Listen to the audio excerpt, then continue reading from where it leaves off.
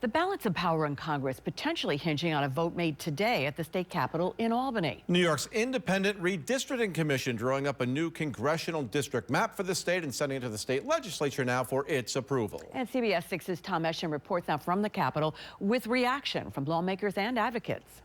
Everyone I've spoken with recognizes the importance of many of these seats when it comes to the balance of power flipping one way or another during the election in November. Some lawmakers spoke out against this new map today, but the Senate Majority Leader Andrea Stewart-Cousins remains non-committal in her statement. The map making changes to 16 of the state's 26 districts. The IRC says more than 90% of it is the same compared to 2022.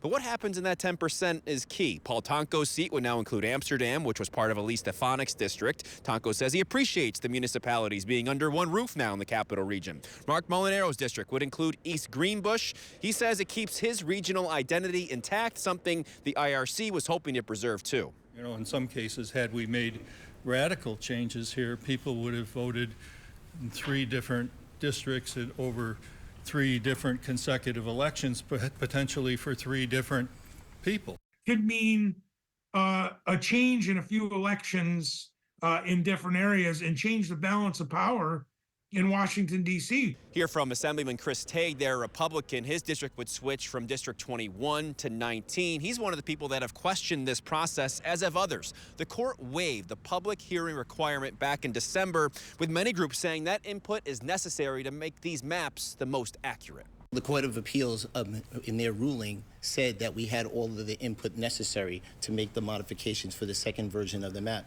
And if people really think about what the court was directing us to do, they were directing us to go back to January of 2022. Right. And I know the IRC believes, and the court said, well, they had all this past public input. But we believe that that was, at least a year, 2 years ago.